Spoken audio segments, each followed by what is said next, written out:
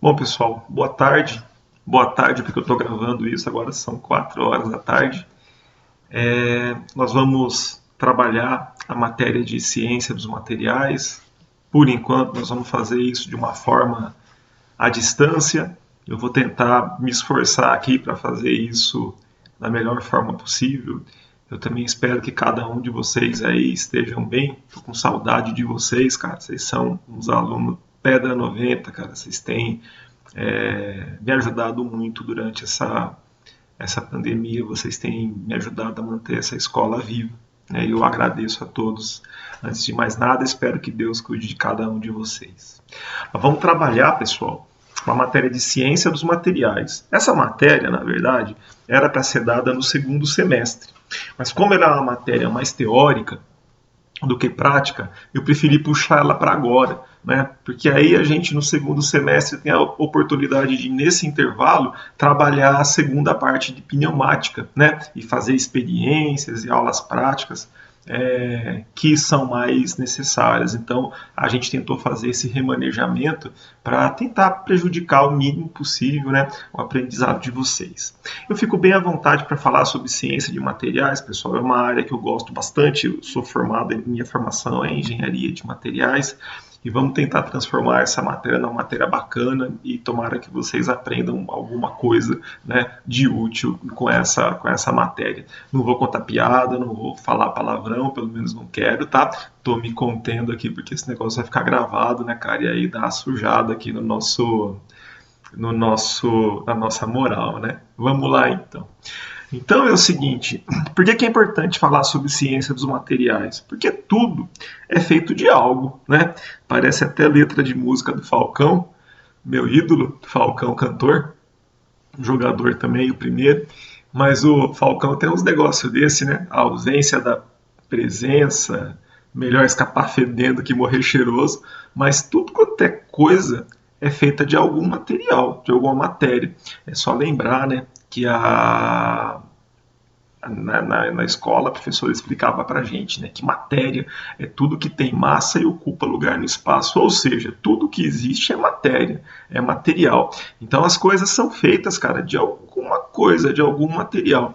E esse material, o fato de você usar o material A, o material ou o material C, muitas vezes determina porque que um objeto é mais caro, é mais barato, né? A gente pode estar usando uma aliança de ouro ou uma aliança de alumínio. Imagino que a tua esposa não ia ficar muito feliz, cara, se tu aparecesse lá um aniversário de 25 anos de casado, pensou? Com uma aliança de alumínio, né?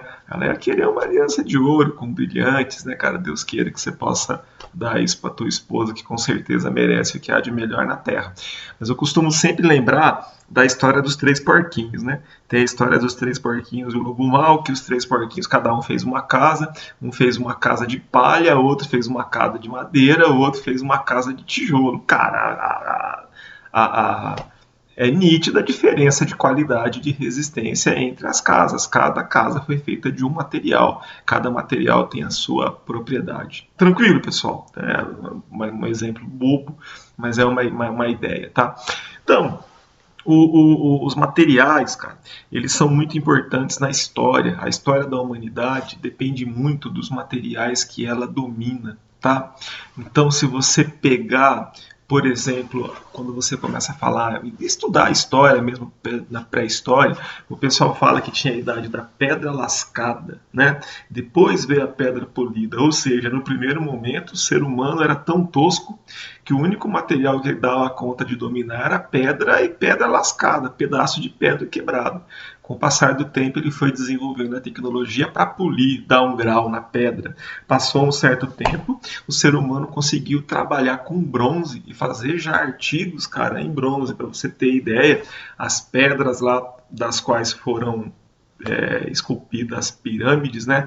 Elas foram cortadas com instrumentos de bronze, que, cara, gasta muito rápido. Então tinha que ter um exército de escravos carregando pedra, quebrando pedra, e um outro exército afiando.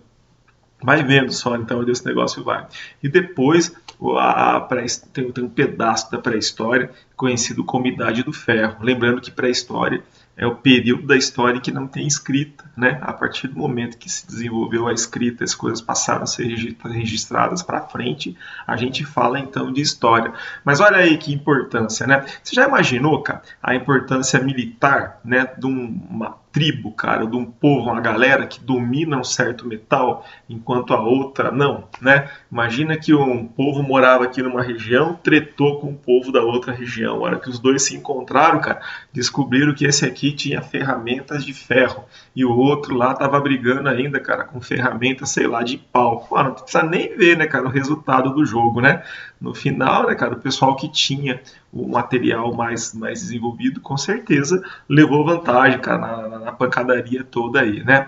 E isso acontece até hoje, né? Até hoje, quem domina materiais mais performantes, mais modernos, geralmente tem uma vantagem tecnológica, tá?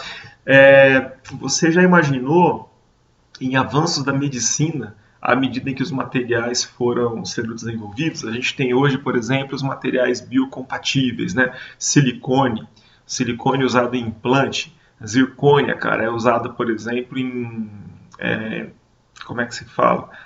Prótese de cabeça de fêmur, rótula e por aí vai.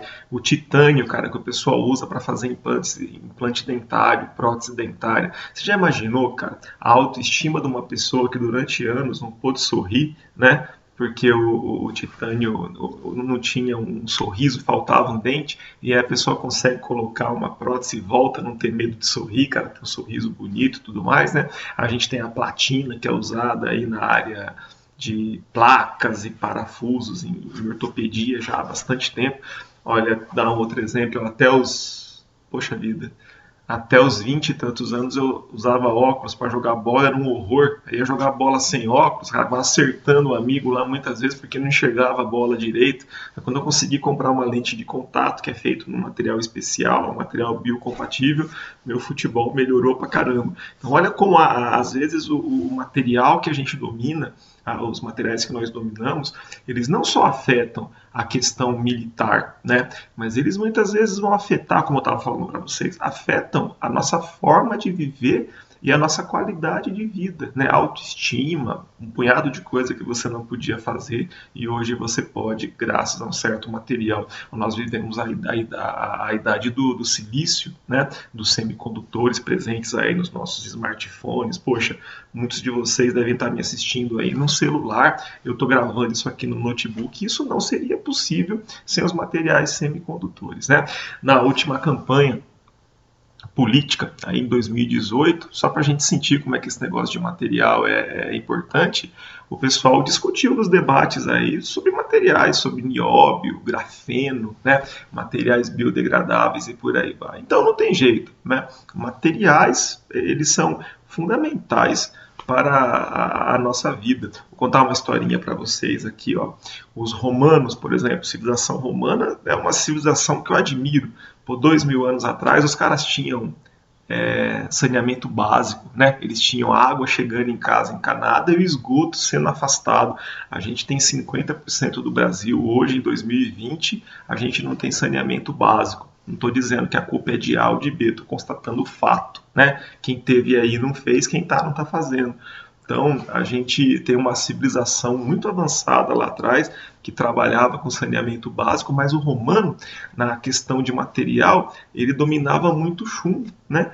Então, ele fazia tudo que ele fazia de taça e não sei o que tal, para tomar bebida, era feito em chumbo. O romano, italiano, né? Até hoje adora tomar um vinhozinho, né?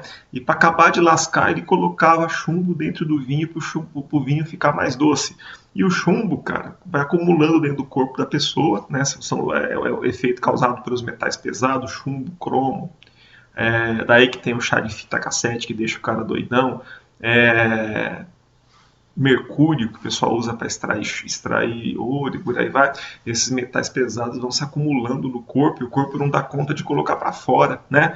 E chega uma hora, cara, que a fita vira. Chega uma hora que o cara vai, é igual soltar pipa sem amarrar a linha na lata, no fundo da lata. Um belo dia vai e não volta. O cara fica doidão, né? É por isso que na história dos romanos aí, você via um monte de imperador doidão, né? Tacava fogo em tudo, matava isso, nomeava o cavalo menino sinistro, os caras eram muito doidos, muito por causa do chumbo.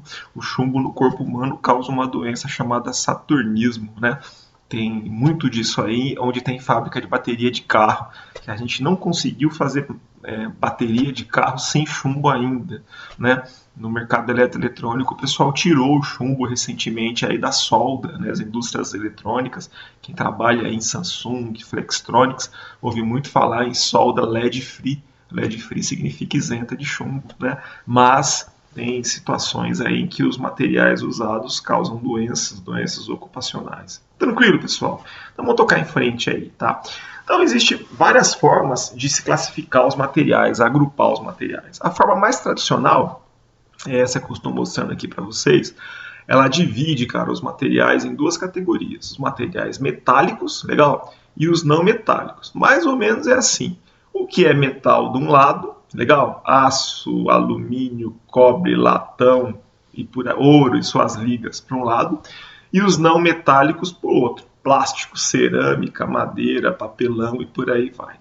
Então, os materiais metálicos, eles são classificados em materiais ferrosos, legal? O que são os materiais ferrosos? São os materiais que contêm ferro. A maioria em volume dos materiais usados são materiais ferrosos. Além de ser resistente pra caramba, eles são baratos. Então, os aços e os ferros fundidos são materiais ferrosos. E os não ferrosos são todos aqueles que não têm ferro.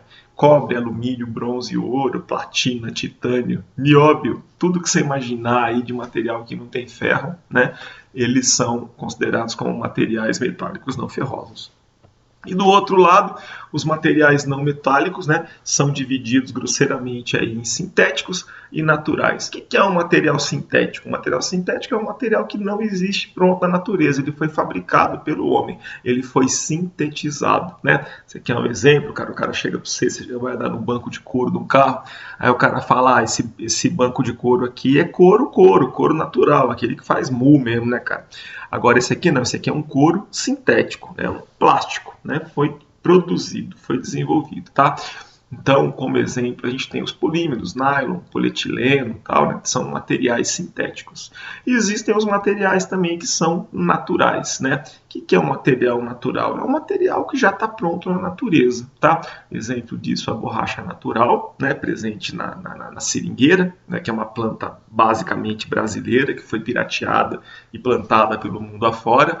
E também a celulose, que é presente aí em tudo quanto é vegetal, né? Todo vegetal tem celulose. A celulose também é um plástico, né? Também é um plástico e é natural, está pronto, cara, na natureza. Então essa é uma das formas aí que tem para se classificar os materiais. Nós não gostamos muito dessa forma de classificar os materiais. Nós achamos essa forma muito simplificada. Nós preferimos essa aqui, ó. Nós preferimos essa classificação aqui que classifica os materiais em metais, polímeros, vidros e cerâmicas. Então a gente classifica tudo quanto é material em 3 grupos, né? Ou ele pertence a um metal, ou ele pertence ao grupo chamado polímeros, ou ele vai ser um material do grupo que a gente chama de vidros e cerâmicas, tá? E existe esse grupo chamado compósitos, que eu vou explicar para vocês daqui a pouco o que significa um material compósito, tá?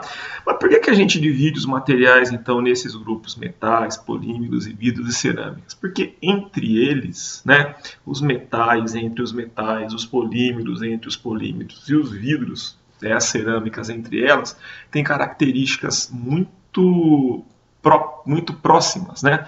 Eles têm características próximas uns dos outros, né? Então, por exemplo, metais, quando você fala em metal, você já lembra de um material que fatalmente transmite corrente elétrica, né? Quando você fala em polímero, num plástico, você pensa no isolante de corrente elétrica. Então, esses materiais têm características semelhantes e é por isso que a gente classifica esses caras, né? A gente prefere essa classificação que classifica os materiais em metais, polímeros, vidros e cerâmicas, tá? Além da questão de propriedades semelhantes que esses materiais têm, uma outra coisa que você vai observar é que internamente as ligações que formam esses materiais, como eles são formados, também são similares, né? Então por isso que eles são agrupados nesses 3 grupos de materiais. Então, por exemplo, quando você fala em metal, os metais são geralmente materiais pesados, tá? Fala, pô, Marcão, tem alumínio, tem magnésio que é leve. Não, tudo bem, é leve. comparado com os outros metais, comparado com o plástico, por exemplo, eles são mais pesados que os plásticos. Então são geralmente materiais mais pesados, são ótimos condutores de temperatura e de eletricidade. O que significa dizer que um material é um bom condutor de temperatura? Quer dizer que ele esquenta rápido e esfria rápido. Então, se você pegar uma lata de Coca-Cola e colocar no congelador, rapidinho vai gelar a Coca. Por quê? Porque o alumínio da lata é um metal e é um excelente condutor de temperatura. Mas se você deixar fora da geladeira um tempo aí curto, né, já dá tempo do refrigerante esquentar, ficar segurando na mão, né, dá tempo dele esquentar. Metais geralmente são bons condutores de eletricidade, apresentam um brilho característico, tal do brilho metálico, né? Todo metal, uma vez polido, né, ele tem um brilho característico, tal, e tem a tendência a formar óxido. O que é o óxido? O óxido é quando o material reage com o oxigênio. A maior parte dos metais, exceção aí ao ouro, platina, prata, tal, que são metais nobres, né? Eles têm a tendência de reagir com o oxigênio presente na atmosfera e forma o famoso óxido, né? Às vezes pode ser que o óxido seja até transparente, como acontece com o aço inox. A gente ouve falar em aço inox, fala, pô, aço inox é um metal que não enferruja. Não, cara, ele oxida. É que, por sorte, ele tem uma grande quantidade do metal chamado cromo dentro dele, e esse cromo forma um óxido que é transparente, né? Então, ele forma uma camada de óxido transparente que protege o material, né? Permite que o material fique lá com a aparência de não enferrujado. Tanto que o americano, ele não chama o aço inox, curiosidade, ele não chama o aço inox de aço inox, que não enferruja. Ele chama de aço que não mancha. Ele usa o termo stainless, é aço sem mancha. Curiosidade, tá? Os polímeros, por suas vezes, são materiais geralmente leves, né? Bastante leves e maleáveis, suportam em geral pancada e com limitada resistência à temperatura, né? Onde que os polímeros dançam, cara, em relação aos metais? Não suporta temperatura. Ponto fraco, geralmente, dos materiais plásticos, né, é a sua resistência à temperatura. E outra coisa importante que eu esqueci de mencionar, que o polímero geralmente são materiais isolantes, né? Difícil é fazer um polímero que conduza. Os polímeros geralmente são materiais que isolam. E temos outra família, né, os vidros e as cerâmicas, que geralmente são materiais frágeis e duros, né, quebradiço, quebram à toa, louça, porcelana, vidro, né? E por outro lado, apresentam alta dureza, né, e excelência resistência à temperatura, tanto que um dos usos mais comuns que existe aí para cerâmicas é como refratário, né, no isolamento de calor, trabalhar com metais derretidos, né, os materiais cerâmicos são excelentes nessa área aí de trabalhar como refratário, tá? Então é por esse motivo que a gente divide prefere essa divisão, né? Você vai conseguir encaixar qualquer material dentro de uma dessas três características, essas três famílias características. Tranquilo? E por último, existem materiais chamados materiais compósitos, né? O que são materiais compósitos? No passado era chamado de material conjugado. O que é um material compósito? Um material compósito é quando você combina, né, materiais diferentes gerando um terceiro material, né? Então, o que é um material compósito? É quando você combina, por exemplo, um polímero com uma cerâmica. Quando você combina um metal com um polímero, um metal com uma cerâmica. E aí, as possibilidades são inúmeras. Isso aí, então, é um material compósito. Exemplo, claro, o primeiro exemplo assim, mais tosco de você tentar entender o que é um compósito, pensa num concreto, você vai fazer uma viga de concreto. Geralmente, aonde tem concreto, né, onde tem uma viga de concreto, tem aço. Então, eu tenho um metal, que é um aço, combinado com o cimento, né, que é um material cerâmico. O material cerâmico do cimento, ele é barato, ele é moldável e ele suporta bastante esforço de compressão, mas ele não suporta quase nada de tração. É aí que entra o aço. O aço entra no concreto, na viga de concreto, na estrutura de concreto, para dar a resistência à tração que a gente precisa. Então está combinando, cara, conjugando dois materiais. Essa é a ideia, então, de um material compósito.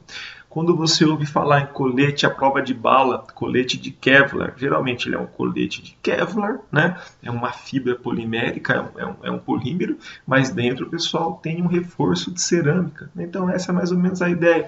Quando você ouve falar em peças de fibra de vidro, né? Olha, tem aqui uma piscina feita em fibra. Ela não é feita só de vidro, ela é um plástico reforçado com fibra de vidro. Então acaba sendo essa ideia então do material compósito ou um material conjugado. Material compósito ou material conjugado é um material que combina materiais, né, de classificações diferentes. Metal com polímero, polímero com cerâmica, polímero com metal. Rapaz, vale tudo aí, né, em relação a materiais compósitos. Tranquilo, pessoal. Isso é bem fácil, né? Bem simples de se entender, tá? Bom, então vamos dar continuidade aí. Tudo quanto é material feito, né, são feitos por partículas conhecidas como átomos, né? Então eu sei que vocês não gostam de química, né? Eu gosto, mas eu não vou forçar a barra, não. Mas só para vocês verem, cara, isso aí é um negócio que eu vou fazer vocês decorar. Mentira. Aproveitar que vocês estão com tempo agora de quarentena em casa, vão decorar a tabela periódica. Não faz isso não, porque não presta para nada. O dia que você precisar, você consulta. Se é que você vai precisar um dia. Mas só para você ver, cara, a tabela periódica dos elementos, ela tem todos os átomos que são conhecidos, né? Então, se os materiais são formados por átomos, e existe, quantos átomos tem aí, cara? Tem átomo pra caramba, pelo menos 106 tipos de átomo diferentes. Olha, combinando esses caras, dá para formar uma cacetada de materiais diferentes. É por isso que existem vários tipos de materiais diferentes. Legal? Primeiro, porque existe uma infinidade, né, enorme de átomos. Mas então, os materiais, né, tudo quanto é material que existe, são formados por partículas conhecidas como átomo. Tá? Ao longo da história, o homem foi tendo uma visão diferente a respeito do que significa o átomo. No início, o pessoal dizia que os átomos eram partículas indivisíveis, não sei o quê. Hoje a gente sabe que o átomo divide, tanto que existe bomba atômica de fissão, reator nuclear de fissão, que significa quebrar o átomo em dois, né? Ou por aí vai. E a gente aprendeu que átomo funde também, né? Tanto que você tem bomba nuclear de fusão, né? Onde átomos se fundem formando um grandão, alguma coisa nesse sentido. Mas a questão é, existem átomos, cada átomo tem a sua especificidade, né? Cada átomo de cada tipo de elemento químico tem as suas características, e a combinação desses diferentes tipos de átomos vão gerar os materiais que a gente conhece. Claro que existem átomos que são superabundantes, né? Como, por exemplo, o silício presente na areia, né? Ou o oxigênio presente no ar, o nitrogênio presente no ar, e vão existir átomos que são raros, existem em pequenas quantidades, como, por exemplo, o ouro, o urânio, né? E por aí vai, mas existe, né? Na criação toda aí, existe uma enormidade de tipos diferentes de átomos, é combinando esses átomos que a gente vai gerar os materiais diferentes que são disponíveis, né, e que nós conhecemos, tanto naturais quanto sintéticos, né, tanto os naturalmente disponíveis quanto aqueles que são manipulados e desenvolvidos e feitos pelo homem, tá? Aí a questão é a seguinte: existe um monte de átomo, né? Por que os átomos se ligam, né? Por que os átomos vão se ligar entre si? Tem átomos que ligam ele com ele mesmo, tipo uma aliança de ouro. São átomos de ouro ligados com átomos de ouro. Existem situações em que os átomos se ligam com outros átomos de elementos diferentes, formando os materiais. A explicação mais simples para isso é o seguinte: uma das formas de explicar as coisas que estão acontecendo na natureza é dizendo que tudo que acontece em busca de estabilidade, né? Então, uma das formas da física explicar as coisas é a seguinte: se uma coisa aconteceu, é porque ela saiu de uma situação de menor estabilidade para uma situação de maior estabilidade. Então, se os átomos estão se ligando, tentando formar novos materiais, é porque essa formação de materiais dá uma condição mais estável, né, para esses átomos. E em química, essa estabilidade ela é explicada através de uma regra que a gente aprende lá na escola, no ensino médio ou no ensino básico, sei lá, chamado regra do octeto. O que é essa tal de regra do octeto? Essa regra do octeto ela diz que um átomo só vai ser estável, né, se na última camada de elétron, a gente aprende, né, que os átomos têm prótons, nêutrons, elétrons, e que os elétrons estão em volta, circulando em volta dos átomos. Estou tentando pular isso aí. Mas a gente aprende que os elétrons eles estão, né, girando em volta, como se fossem orbitassem em volta do núcleo do átomo, que é a parte pesada do átomo, e eles têm camadas. E a gente aprende, então, que a última camada, a camada mais longe que os elétrons têm, que o átomo tem, né, de elétrons, é chamada camada de valência. E aí tem um negócio interessante. Diz que o átomo só é estável se nessa última camada tiver 2 ou 8 elétrons. Tá? Então, só e somente só se os átomos tiverem 2 ou 8 elétrons na última camada, eles serão estáveis. Aí, cara, dá-se a confusão. Porque se você voltar aqui para a tabela periódica que a gente estava vendo, a tabela periódica ela costuma separar os materiais de acordo com características, e a característica que ela usa é a quantidade de elétron que tem na última camada. Então, por exemplo, essa camada que eu estou com o mouse em cima aqui, chamado 1A, hidrogênio, lítio, sódio e tal, todos esses caras, eles têm um elétron na última camada. Legal? Você pegar, por exemplo, essa família que é chamada família 5A, nitrogênio, fósforo, arsênio, por aí vai. Esses caras, na vertical aqui, ó, o N, P, A, S, S, B e B, todos eles têm em comum que na última camada eles têm 5 átomos. Então, rapaziada, lascou, né? Porque se você for ver, esses caras que têm 2 átomos aqui, 2 elétrons na última camada, estão estáveis, e esses outros aqui, ó, que tem 8, é chamada família O, né? Hélio tem 2, né? Neônio, argônio, parará, criptônio, xenônio, randônio. Esses caras estão estáveis, legal? E o resto tá ralado, cara. O resto, ou eles têm elétrons sobrando, ou eles têm elétron faltando. Então, se eles não der um jeito, cara, de relacionar entre si, negociar, né, eles vão continuar sendo instáveis, legal? E não pode ser instável, tem que ser estável. Então, qual que é o motivo, né, dos materiais, dos átomos se ligarem e formar os diferentes tipos de materiais? É a busca pela estabilidade, tá? Porque se ele estiver instável, ele não existe, ele vai ter que reagir com alguém. Eu vou te dar um exemplo de estabilidade, um negócio básico. Você pega o ferro na natureza, ele não aparece puro, ele aparece combinado com oxigênio. Vai vendo, então na natureza o ferro, na maior parte das vezes, existem outros minerais. Mas o mais normal aqui no Brasil, por exemplo, que a gente é exportador desse negócio aí em quantidade, é encontrar o ferro como minério de ferro, óxido de ferro, hematita, é um mineral vermelho. Aí, cara, ele é um óxido. Então, você leva ele para um alto forno e com muita temperatura, muito esforço, você transforma ele em ferro, tira o oxigênio. Aí você pega um prego feito de ferro, legal? E esse prego e você está enferrujado, está há 500 anos no ambiente lá e ele voltou a enferrujar. Por que o ferro no ambiente enferruja? Porque o óxido é mais estável do que o ferro. Aí você pega lá esses dias de pandemia aí, cara, de isolamento, né, sem ter o que fazer, sem poder sair de casa, você não tem o que fazer, você pega um bombril, cara, e dá 1 grau no ferro, você vai lá e lixa o ferro, cara, tira a ferrugem e tal, tudo mais. Fica tinindo, cara, fica brilhando. Se tu largar de novo lá, você gastou uma energia do cão para fazer isso aí, né? Você gastou força para tirar a ferrugem, deixar ele ficar no grau de novo. Se você deixar de novo lá, cara, molhadinho no tempo, o que vai acontecer? Ele volta a ser ferrugem de novo, legal? Então as coisas tendem a voltar sempre para o estado mais estável, tá? É essa a ideia. Então os átomos reagem para voltar a ser estável. O óxido do ferro é mais estável do que o ferro puro. Negócio doido, mas é essa mais ou menos a ideia. Então quando você pega, por exemplo, cara, esses caras da família 8 aqui, chamado gases nobres ou gases raros, hélio, neônio, argônio, criptônio e tal. Por que eles são chamados de gases raros ou gases nobres? Porque eles já são estáveis. Eles já atendem esse requisito aqui de ter O2 ou 8 elétrons na última camada.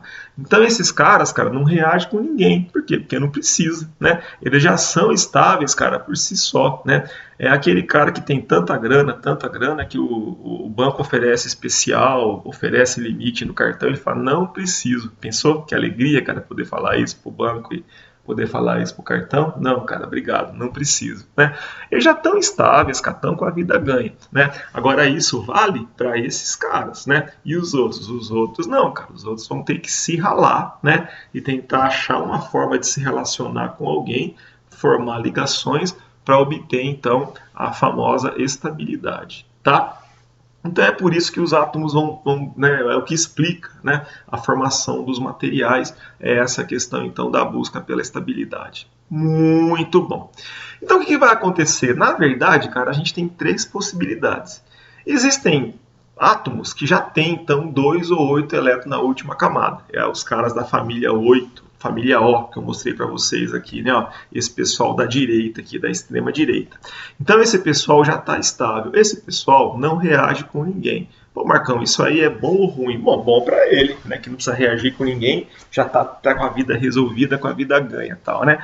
Mas olha, existe aplicação para isso. Por exemplo, eu não entendo muito de solda, mas o pessoal que trabalha com solda MIG, TIG e tal, qual que é a ideia? É você fazer uma solda num ambiente que tem um gás inerte, um gás que não reage, né? Quando você faz uma solda, por exemplo, num ambiente que tem ar, o ar tem 70 e poucos por cento de nitrogênio.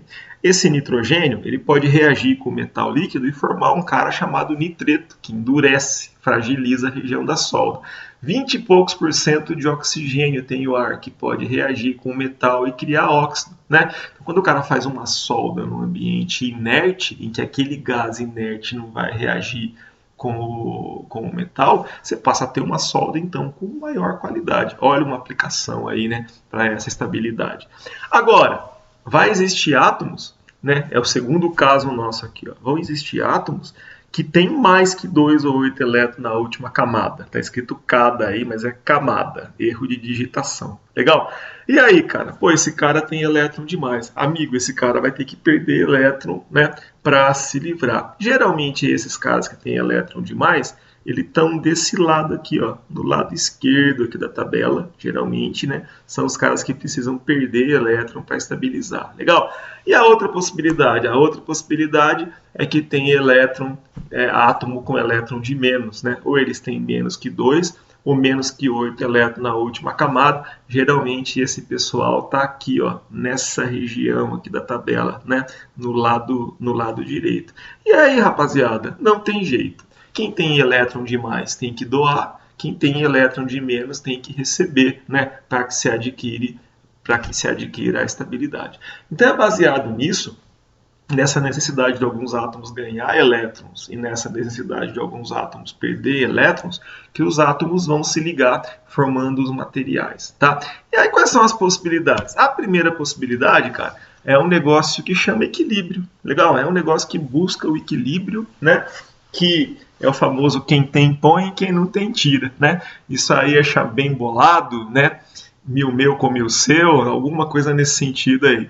É mais ou menos assim, é chamado ligação iônica. O que é uma ligação iônica? A ligação iônica é quando você tem um componente que tem elétron de mais se ligando com um componente que tem elétron de menos. E o exemplo mais comum disso aí, né, é o tal do sal de cozinha, né, o cloreto de sódio, ou NaCl, tá? Então imagina que essas bolinhas cinza aqui são átomos de sódio, e essas bolinhas, bolonas verdes, são átomo de cloro. O cara que desenhou isso aqui desenhou em escala. Realmente o átomo de cloro é grandão, grandão e pesadão. O átomo de sódio, pessoal, se você voltar lá para a tabela periódica, eu sei que é chato, mas ele está nessa família 1A, quer dizer que na última camada dele, cara, tem um elétron só.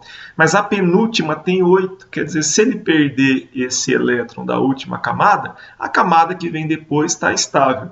E o cloro? O cloro, cara, está numa família chamada 7A, chamado halogênio. O cloro, na última camada, tem 7 elétrons, né? Ou seja, o cloro, para ficar legal, ele tem 7 elétrons.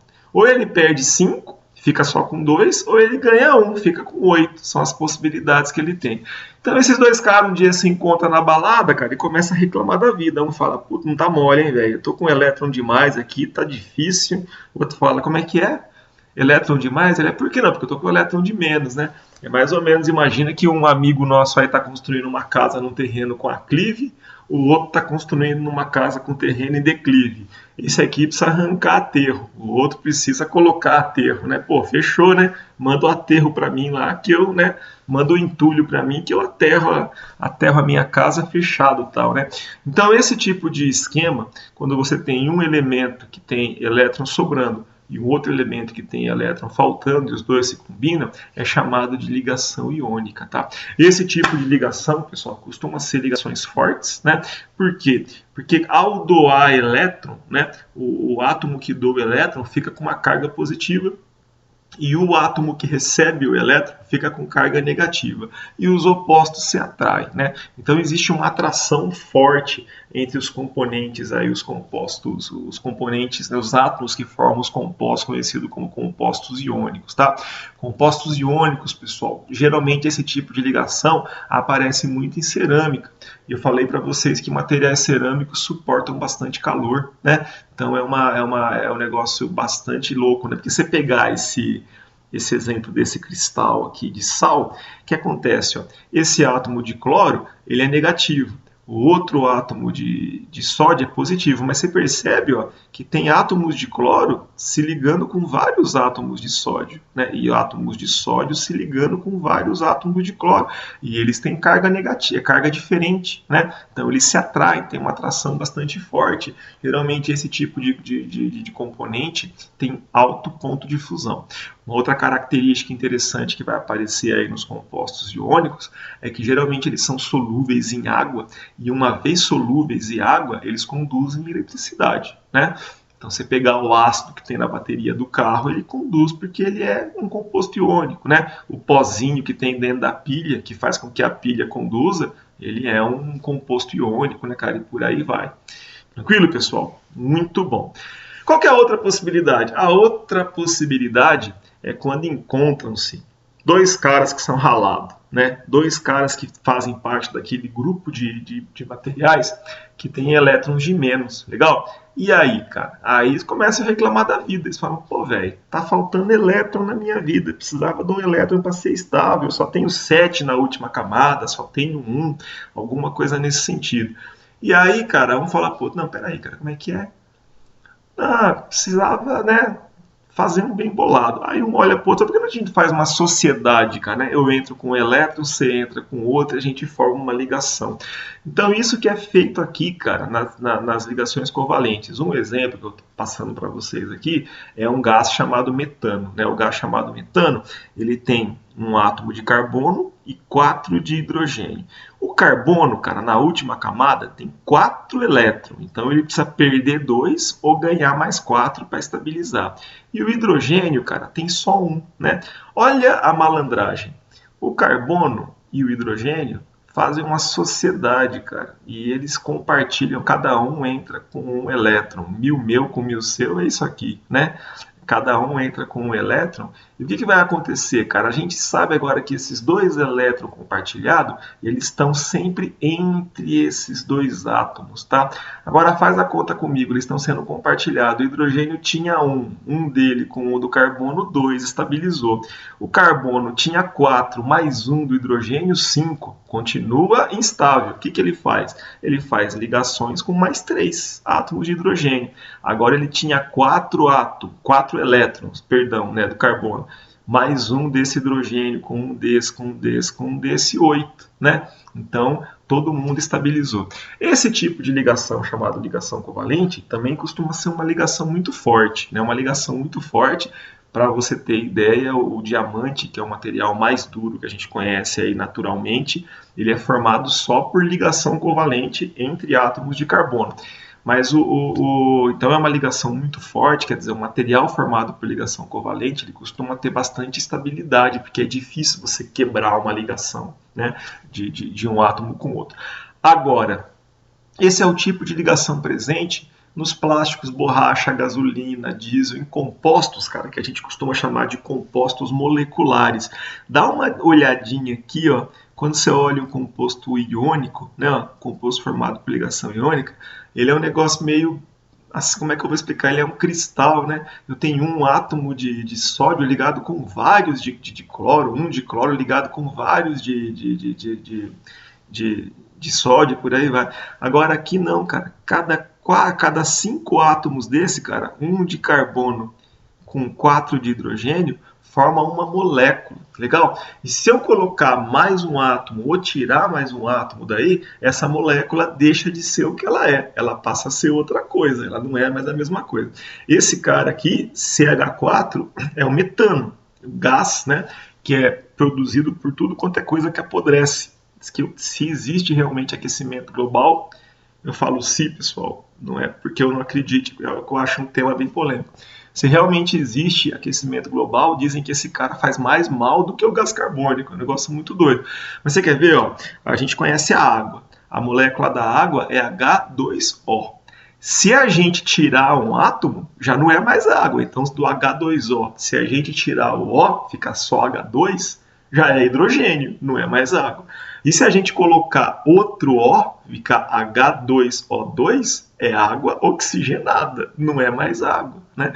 Então é um negócio bem doido, né, cara? Os compostos formados por ligação covalente, eles dependem muito da molécula. O pessoal costuma falar em molécula, fala que o diesel é uma molécula, a gasolina é uma molécula, um novo medicamento, cloroquina, por exemplo, é uma molécula, né? Então o pessoal costuma falar, né, em molécula, aquele arranjo de átomos ligados naquela fórmula em ligação covalente é uma molécula. Tranquilo, pessoal?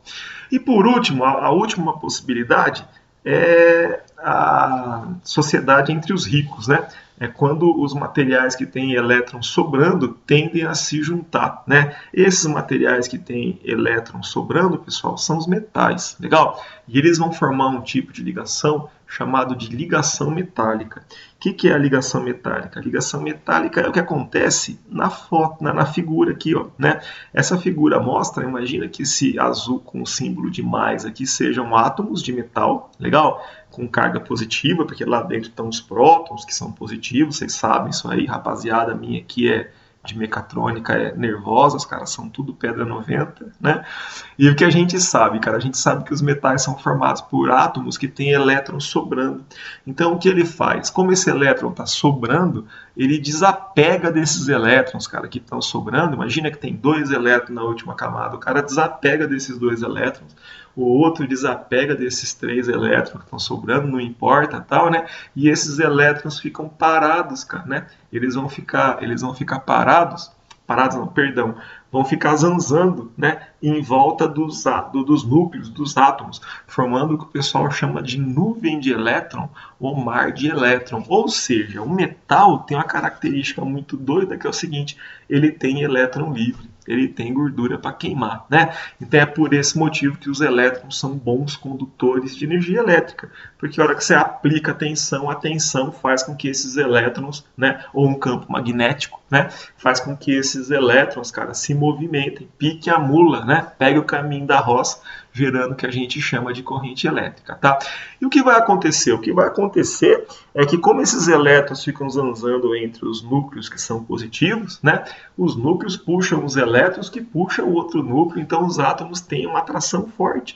Por isso que a gente pega aí, né, cara, materiais metálicos com alta resistência mecânica e alta resistência térmica. Tem uns metais aí que suportam temperatura pararai, né, cara, como, por exemplo, tungstênio, vanádio, nióbio. A gente não tem mais lâmpada incandescente, né? Não pode vender mais aqui no Brasil, mas o fiozinho da lâmpada era feito de tungstênio e um dos motivos é porque suporta temperatura pra caramba, por isso que esses materiais muitas vezes são usados, né, para melhorar o aço, criar um aço que suporta mais temperatura, alguma coisa nesse sentido. Mas isso que é um metal. O metal ele é formado, pessoal, por ligação metálica, aquele tipo de ligação, né, em que existem elétrons sobrando e esses elétrons estão disponíveis, estão lá, cara. Se você oferecer a condição, por exemplo, enfiar na tomada, né, vai rolar corrente elétrica e vai rolar um choquito. Outra coisa importante, Os materiais que eu expliquei para vocês que são formados por ligação covalente, né? Eu dei exemplos aqui, esqueci de falar. Plástico, borracha, gasolina, diesel e tal, eles geralmente são materiais isolantes. Por que eles são isolantes? Porque você não tem elétron livre, né? Diferente do metal, onde os elétrons estão livres, cara, vão para onde eles quiserem. Aqui, cara, esse par de elétron, cara, tá amarrado entre o carbono e esse hidrogênio. Não vai para lugar nenhum, né? Esse outro par de elétron aqui que poderia estar livre, ele está amarrado, cara, entre esse carbono e esse hidrogênio. Então, por isso que geralmente compostos moleculares não conduzem corrente elétrica, né? São materiais isolantes. Aí, o que é bom, isolante ou condutor? Depende do lado do muro que você está, né? O importante são os dois, né? Só tem importância o fio quando ele está isolado, né? Para quem não acha que isolante não é importante, vai emendar fio sem fita isolante aí para ver o que dá.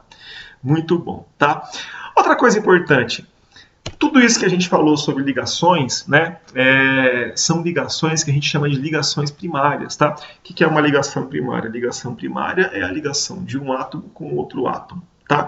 Então, metais são formados por ligações primárias do tipo metálica, né, entre átomos. Compostos iônicos, um sal de cozinha, é formado por ligações de um átomo ao outro ligado por ligações iônicas, tá? E o plástico? O plástico é porque os átomos estão ligados ali por ligação covalente. Então, a ligação que mantém os átomos ligados entre si, né, é a ligação que a gente costuma chamar de ligação química, acabamos de ver isso aí, ou ligação primária.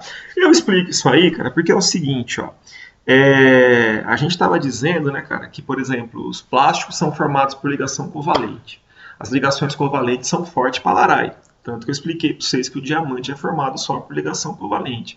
Agora, se o plástico é formado por ligação covalente, que é forte pra caramba, por que o plástico suporta pouco calor? Eu pus aqui para vocês, ó, né, que uma das características dos materiais plásticos, que são formados por ligações covalentes, né, é suportar pouco calor. Porque é o seguinte, existe ligação primária e existe ligação secundária, né? O que é a ligação secundária? A ligação secundária é a ligação que existe entre as moléculas.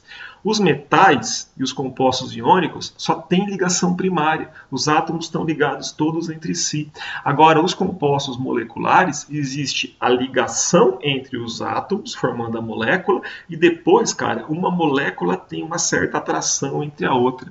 E essa atração entre as moléculas costuma ser fraca. Fraca quando você compara a ligação de átomo com átomo. Disse, na média, que uma ligação primária, átomo com átomo, é 10 vezes mais forte do que uma ligação secundária. Eu vou te dar um exemplo. Você pega um composto formado aí por molécula, né? Gasolina.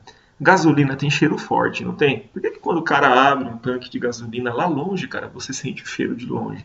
Porque as ligações que existem entre as moléculas são tão fracas que ela do nada vira gás. Não é isso aí? Aquele líquido, cara, com um pouquinho de temperatura, uma molécula vai afastando da outra, porque as ligações entre as moléculas são fracas, até chegar no teu narizinho e tu sentir o cheirinho, né? Imagina um éter, né? Puta, muito mais fraco do que isso ainda. Né?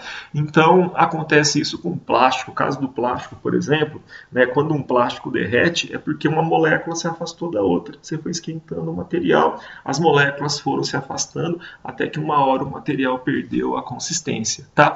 Então, é muito comum em materiais você ouvir falar em ligação primária e ligação secundária. Se você tiver um material formado apenas por ligação primária, fatalmente esse material vai ser muito mais forte em termos de resistência do que um material que tem a ligação primária, átomos ligados entre si formando molécula, e depois a ligação secundária, que é a atração, né, entre as moléculas. No nosso curso, pessoal, o que nós vamos abordar são os metais, tá? A gente, tradicionalmente, né, em ciência dos materiais, em cursos técnicos, a gente trata dos metais. Por quê? Porque na indústria metal mecânica, onde o ramo da mecatrônica, né, está inserido, ainda os materiais usados em maior quantidade ainda são os metais, né? Pouco se exige em relação ao uso de materiais cerâmicos, plástico cada vez sim mais evoluído, mas pouca gente no Brasil entende, cara, de materiais cerâmicos e materiais plásticos. Então, no nosso nível aqui do nosso curso de mecatrônica, a gente entendendo sobre metais, né? Entendendo bem a questão dos metais, propriedades, características, os metais mais importantes, tratamento térmico, tudo mais, para a gente tá de ótimo tamanho. Bom, e para terminar, eu queria comentar com vocês o seguinte, para fazer uma pergunta importante. Por que os materiais têm propriedades diferentes? Por que o ouro é assim, o alumínio é assado, o plástico do copinho descartável é assado e por aí vai? Olha, para explicar por que um material é assim e o outro material é de outro jeito, tem características, propriedades diferentes, geralmente a gente vai ter 3 explicações. Ou a diferença está na composição. Legal? O que é a composição? Composição significa do que esse cara é feito. Legal? Então você pode ter uma aliança de ouro 18. O que é uma aliança de ouro 18?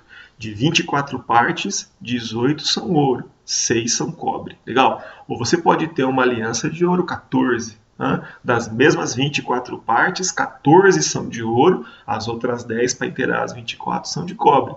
Temos ouros diferentes, por quê? Porque as composições são diferentes. É só lembrar da casa dos 3 parquinhos, de palha, de madeira e de tijolo. Não pode ser igual. São feitos de átomos diferentes, composições diferentes.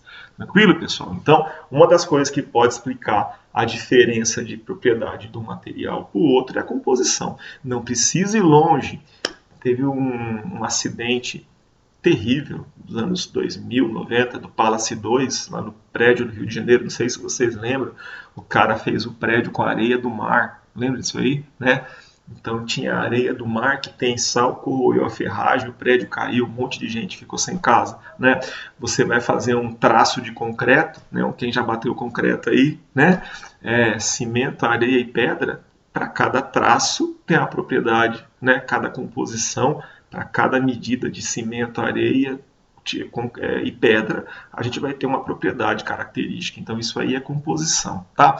A segunda, diferença na estrutura. Né? Se a diferença não tiver na composição, naquilo que o material é feito, a diferença vai estar na estrutura. O que é a estrutura? A estrutura, cara, é como que esses átomos estão organizados lá dentro. Né? É um negócio que pode se ver, né? A gente consegue medir, ver com microscópio, técnica de raio-x, então o pessoal consegue saber como que os átomos estão organizados, cara, lá dentro. E a estrutura muda, cara, a propriedade do material. Ah, Marcão, muda? Muda.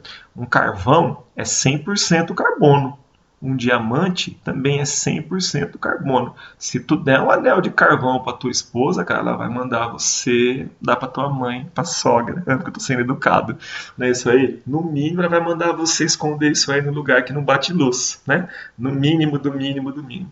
Mas, cara, o diamante é um carvão que se transformou, alterou a estrutura com o passar do tempo, né? E se transformou num diamante. Mas a composição é a mesma. O que tem de diferente ali, Marcão? A estrutura, a forma como está organizado, tá? E por último, a gente tem a influência do processamento, tá? O que é o processamento? O processamento é a forma através da qual o material foi feito, né, cara? A sua peça foi feita. O processamento, o jeito de fazer, ele pode afetar tanto a composição, tanto quanto a estrutura. Vou te dar aqui 2 exemplos, né? Aliás, 3. Olha como o processo é um negócio fera. Pega um rango que a sua mãe faz uma comida lá que você gosta muito. Sempre eu pergunto na aula para alguém qual que é o prato que ele gosta, que a mãe faz, o que eu mais ouço é macarronada. Aí eu falo assim, velho, você pega tua mãe, tua esposa para te agradar, quer fazer um macarrão igual ao da sua mãe. Imagina um macarrão com frango, aqueles pratos mineiros, bom pra caramba e tal. Aí você põe sua mãe no fogão, a sua esposa no outro, cara, o mesmo fogão, panela, gás, tudo igual. Massa de tomate, a marca do macarrão não fica igual. né? As duas fazendo ao mesmo tempo. Por quê? Porque o processo é diferente, tá? Então o processo, cara, o jeito de fazer, ele pode afetar a tecnologia, né? Cada empresa tem uma tecnologia, um processo e tal. Ele pode afetar a composição. Por exemplo, um certo processo pode gerar mais impureza do que o outro. Pô, você tem mais impureza, menos grau de pureza, já afetou a composição, afeta a propriedade. Explica por que o Tabajara é melhor que o Capivara, por exemplo, né? Pode explicar por que a Coca-Cola e a Pepsi são diferentes, cara? A composição não é igual, tem a diferença de fórmula e tal, né?